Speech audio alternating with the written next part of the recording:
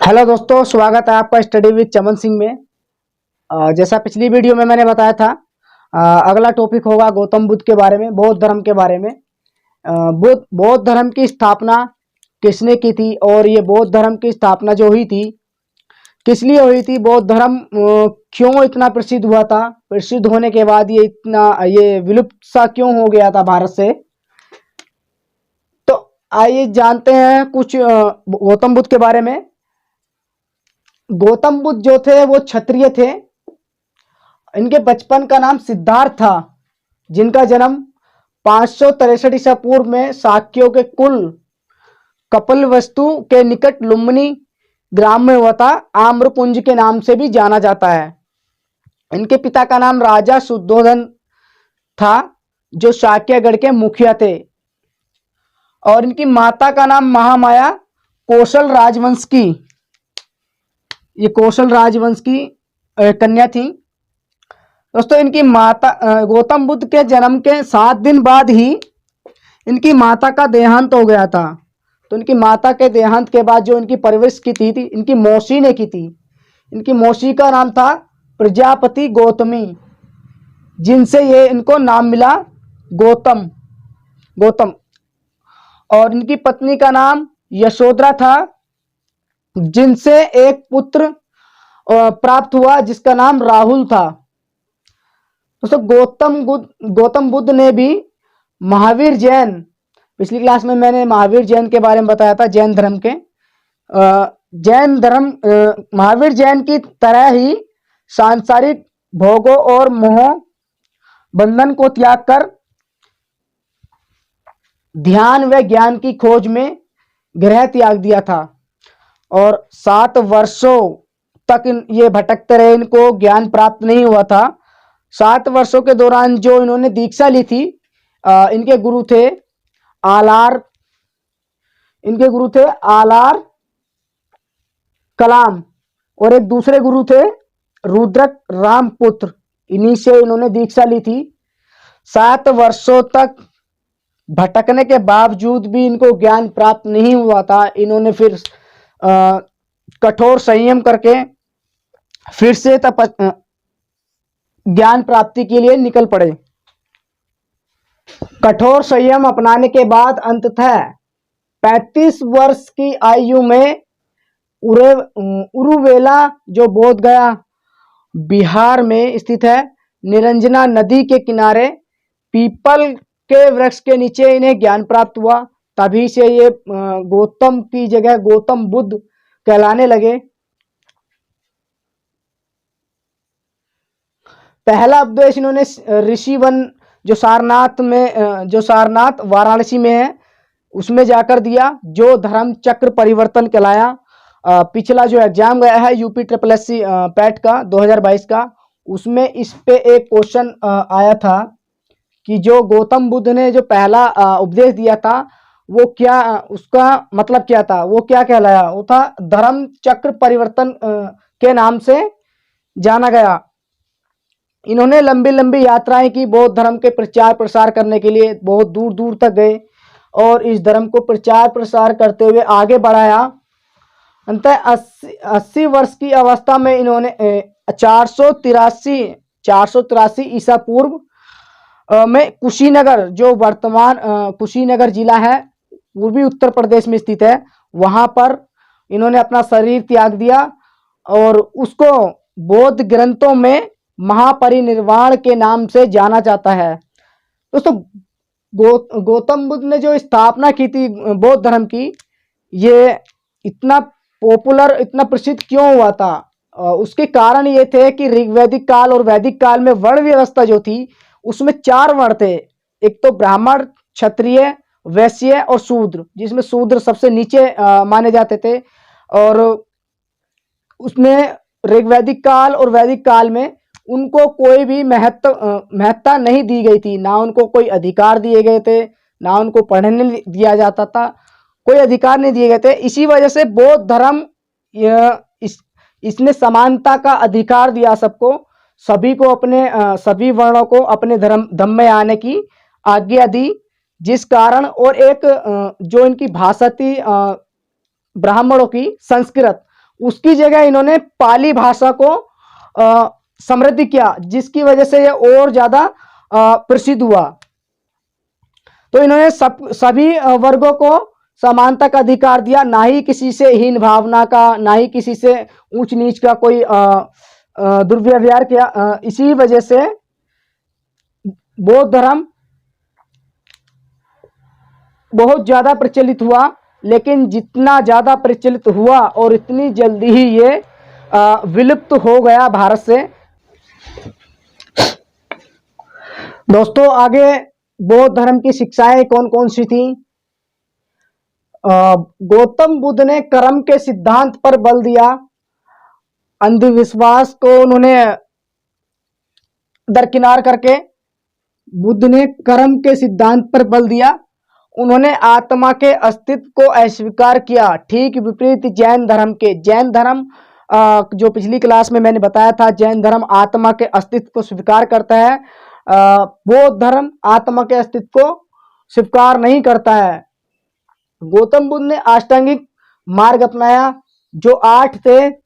जो पहला है सम्यक जीविका, दूसरा है सम्यक संकल्प, और तीसरा है सम्यक वाचन, और चौथा है आपका सम्यक कर्म, और आपका इससे अगला है सम्यक दृष्टि, और छठा है आपका सम्यक प्रयास, सातवां है आपका सम्यक ये स्मृति, आठवां सम्यक समाधि। दोस्तों, पिछले जो हेडिंग में था, निरंजना नदी के किनारे जो गौतम बुद्ध को ज्ञान प्राप्त हुआ था, वो पिछले एग्जाम में आया हुआ है आपके यूपी SSC 2022 का जो एग्जाम हुआ है पैट में, कि गौतम बुद्ध को किस नदी के किनारे ज्ञान की प्राप्ति हुई थी। आप चेक कर लीजिएगा एग्जाम पेपर में। दोस्तों, बुद्ध ने अपने अनुयायियों को आचार नियम बताए। कौन कौन से नियम थे? पराये धन का लोभ नहीं, जो कि आज के टाइम में संभव नहीं है। आज किसी को मिल जाए तो छोड़ता नहीं है। और हिंसा नहीं करनी चाहिए, यह भी पॉसिबल नहीं है। और तीसरा जो सबसे ज्यादा है, आज के वर्तमान में सबसे ज्यादा यही चल रहा है, नशे का सेवन नहीं करना चाहिए, जो कि आज वर्तमान में बहुत ज्यादा चल रहा है। अपनी ये जनरेशन जो है बहुत ज्यादा नशा कर रही है, तरह तरह का नशा कर रही है। और चौथा आपका इसमें आसक्ति है, झूठ नहीं बोलना चाहिए। देख ही सकते हैं कितना झूठ और कितना सच बोला जाता है। और पांचवा था इसमें दुराचार नहीं करना चाहिए। दोस्तों, गौतम बुद्ध ने जो 5 आचार नियम बताए, आज के टाइम में तो अप्लाई कहीं नहीं होते हैं, जहां तक मेरा मानना है। बौद्ध धर्म को मानने वाले जो अधिकतर व्यक्ति थे, वो निम्न वर्गों के लोग थे, जो क्षत्रिय, वैश्य, शूद्र। क्योंकि बौद्ध धर्म ने समानता की जो भावना थी उसका विकास किया, और इसमें सभी वर्ण और स्त्री पुरुष के लिए जो थी जगह थी, सभी के लिए जगह थी, न कि एक स्पेशल पर्टिकुलर के लिए जगह थी, एक वर्ण के लिए। सभी वर्ण और सभी स्त्री और पुरुष के लिए इसमें जगह थी। इसमें समानता की भावना का विकास हुआ।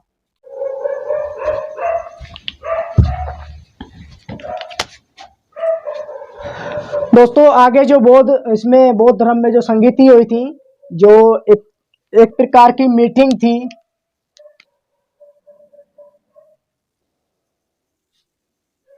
कौन कौन सी हुई थी? प्रथम संगीति जो हुई थी 483 ईसा पूर्व में, 483 ईसा पूर्व में हुई थी। और कहां पर हुई थी? सप्तपर्णी गुफा, जो राजगृह में हुई थी। अध्यक्ष कौन थे इसके? महाकश्यप अध्यक्ष थे। और तत्कालीन शासक कौन थे? अजातशत्रु, जो हर्यक वंश का एक राजा था, शासक था। और उसमें निर्णय क्या क्या लिए गए थे? सुत पिता का मतलब था बुद्ध के संवादों का संकलन, जो बुद्ध के बातचीत हुई थी उनका संकलन किया गया था इसमें, इस संगीति में। और द्वितीय संगीति कब हुई थी? 383 ईसा पूर्व वैशाली में हुई थी, जिसके अध्यक्ष थे सर कामनी। और ये किसके समय में हुई थी? काल अशोक, जो शिशुनाग वंश का एक शासक था। इसमें क्या हुआ था दोस्तों, भिक्षुओं में मतभेद के कारण दो संप्रदाय बन गए थे, स्थाविर और महासंघिक बन गए थे। और तृतीय संघ थी 251 ईसा पूर्व में पाटलिपुत्र। पाटलिपुत्र दोस्तों आज पटना का ही नाम है, जो आज वर्तमान में बिहार की राजधानी है। अध्यक्ष कौन थे इसके? मोगलीपुत्र तिस।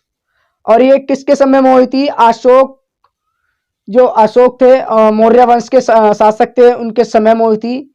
इसमें क्या निर्णय और कार्य हुए थे? अभिदम पितक का इसमें मतलब था दार्शनिक सिद्धांत का संकलन।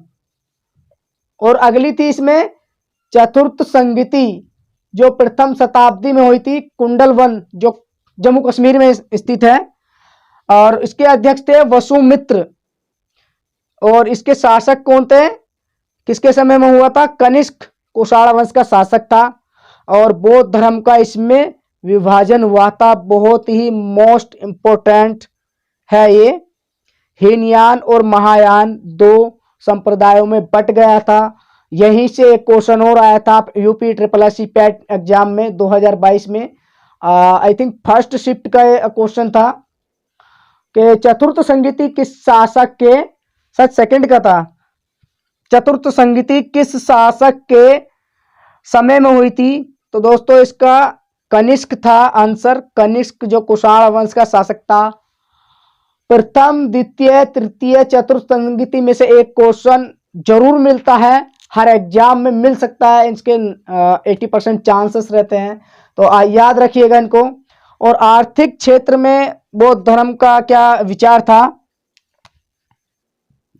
बौद्ध धर्म ने घोषणा की कि धन संचित नहीं करना चाहिए। धन से दरिद्रता, घृणा और क्रूरता और हिंसा की जननी है। आज के टाइम में तो बिना धन के कुछ नहीं है, आज के टाइम में अप्लाई नहीं होता है। संघ में कर्जदारों का प्रवेश वर्जित नहीं था। और साथ ही साथ इसमें जो दास होते थे उनका भी प्रवेश निषेध कर दिया गया था, वर्जित कर दिया गया था। ये इसका मतलब ये नहीं कि समानता का इसमें सबको समान देखा गया था बौद्ध धर्म में, कि ये बौद्ध धर्म में नहीं, बौद्ध धर्म में थे। बौद्ध धर्म में एक संघ था जिसमें स्त्रियों को भी प्रवेश नहीं किया गया था, जो आगे चलकर दे दिया गया था। और वही कहीं ना कहीं एक मेजर फैक्ट था कि बौद्ध धर्म भारत से लगभग विलुप्त सा हो गया था। तो आगे इसके में बारे में देखेंगे, सामाजिक और इसमें आर्थिकी देख लिया आपने, सामाजिकी और राजनीतिक प्रवेश और सांस्कृतिक क्या इसमें तथ्य थे, वो आगे देखते हैं।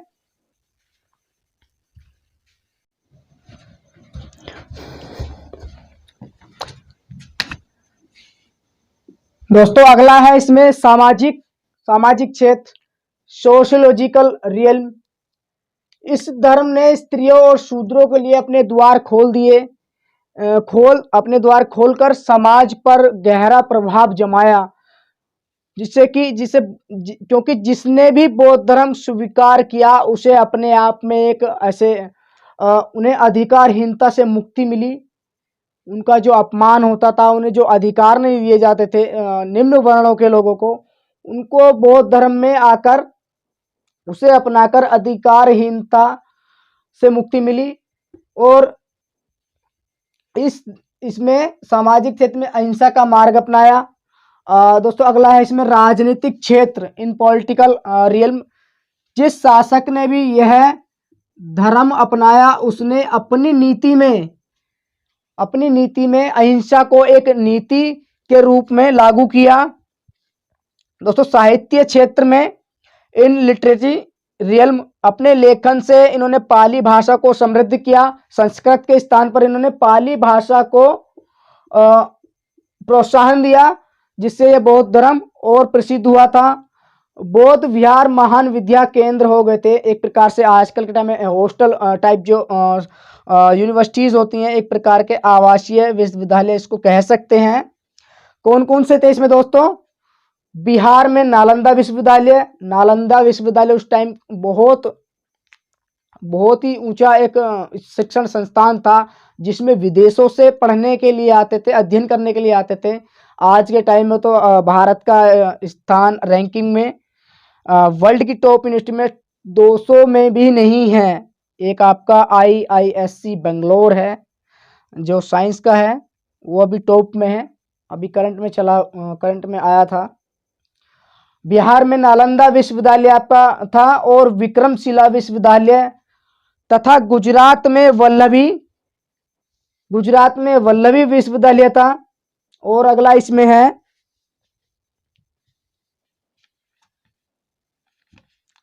सांस्कृतिक क्षेत्र।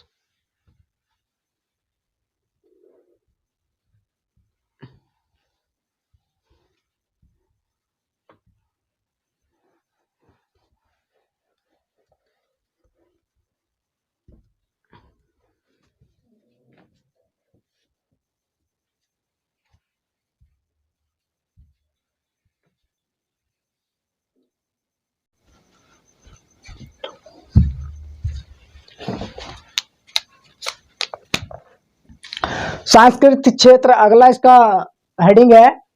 सांस्कृतिक क्षेत्र में श्रद्धालु उपासकों ने बुद्ध के जीवन की अनेक घटनाओं को पत्थरों पर उकेरा है। जैसे सांची हो गया मध्य प्रदेश में, भरूच हो गया, और सारनाथ, कौशाम्बी, इसमें पत्थरों के अवशेष पाए जाते हैं जिसमें बुद्ध के जीवन की अनेक घटनाओं का जिक्र किया गया, वर्णन किया गया है। और वहीं यूनान व भारत के मूर्तिकारों ने एक ऐसी शैली बनाई जिसे गांधार कला शैली कहा जाता था। ये बहुत ही इंपॉर्टेंट है, यहाँ से एक क्वेश्चन भी आ जाता है कभी कभी एग्जाम में। बौद्ध कला दक्षिण भारत के कृष्णा डेल्टा और उत्तर भारत के मथुरा में फली फूली। बुद्ध की सर्वाधिक मूर्तियों का निर्माण गांधार शैली में हुआ है। और बुद्ध की पहली जो प्रतिमा बनाई गई थी किस शैली में बनाई गई थी, कभी क्वेश्चन आ सकता है, तो वो मथुरा कला शैली में बनाई गई। जातक कथाएं सबसे इसमें ज्यादा महत्वपूर्ण है। जातक कथाएं ये UPSC UPPCS में आ जाता है क्वेश्चन। जातक कथाएं किससे संबंधित है, तो ये जातक कथाएं जो बुद्ध के पुनर्जन्म से संबंधित है।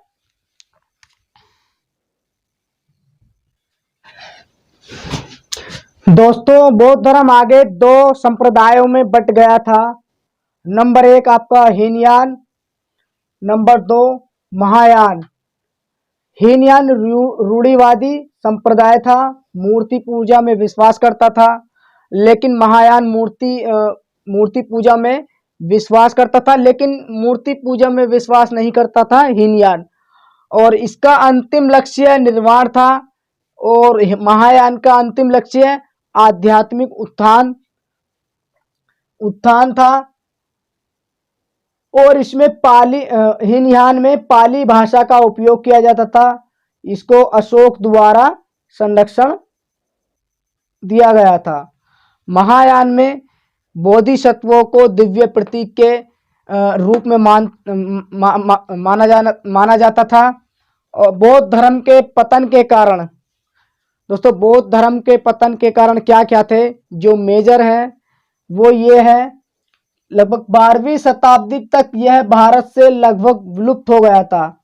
अब दोस्तों कोई नया धर्म को उद्भव होता है तो उसमें धर्म जो स्टार्ट होता है तो उसमें शुरुआत में सुधार की जो भावना होती है वो उसके बिना नहीं हो तो वह धर्म विलुप्त हो जाता है। समय के साथ साथ उसमें अगर सुधार ना किए जाए तो वह धर्म आगे नहीं चल सकता था। इसी को ध्यान में रखते हुए गौतम बुद्ध ने अपने प्रिय शिष्य आनंद से कहा था, यदि संघ में स्त्री को प्रवेश ना दिया गया होता तो यह धर्म 1000 वर्ष तक चलता। और हुआ भी यही। आगे चलकर ब्राह्मणों ने अपने धर्म में सुधार किया, जबकि बौद्ध धर्म ने आगे अपने धर्म में सुधार नहीं किया था। ये बहुत बड़ी वजह बना। पशुधन की सुरक्षा और महिलाओं एवं शूद्रों को ब्राह्मणों ने स्वर्ग प्रवेश पशुधन की सुरक्षा का आश्वासन दिया और महिलाओं एवं शूद्रों को स्वर्ग प्रवेश का आश्वासन दिया। दूसरी तरफ बौद्ध धर्म बद से बदतर होता चला गया।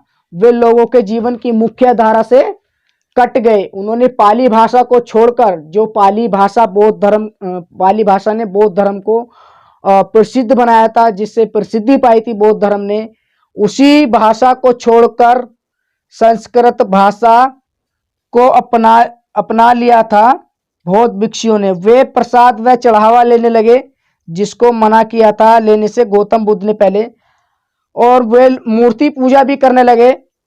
जब चढ़ावा और प्रसाद लेने लगे तो अब उसमें मठों में, बौद्ध भिक्षुओं के मठों में अपार धन की तो मात्रा होगी ही, जिसे देखकर कौन सादा जीवन जीना चाहेगा। जब आप समझिए 200 से अधिक गांवों से राजस्व एकत्रित किया जाता, तो आप उसी चीज से अंदाजा लगा लीजिए कितना धन आता होगा। और इतना सारा धन देखकर, जो पहले कभी धन नहीं देखा था, और वो धन देखकर ओबियसली है कि वो डगमगा जाएंगे, उनके कदम सांसारिक जीवन के जो भोग हैं वो करना चाहेंगे। इसलिए यह बौद्ध धर्म पतन की ओर चला गया। बहुत सारे फैक्ट थे। तो ये सेशन आपका यहीं समाप्त होता है दोस्तों। अगला सेशन जल्दी ही आएगा। आपका बौद्ध धर्म ये कंप्लीट हो गया है, और ध्यान से पढ़िएगा इसको।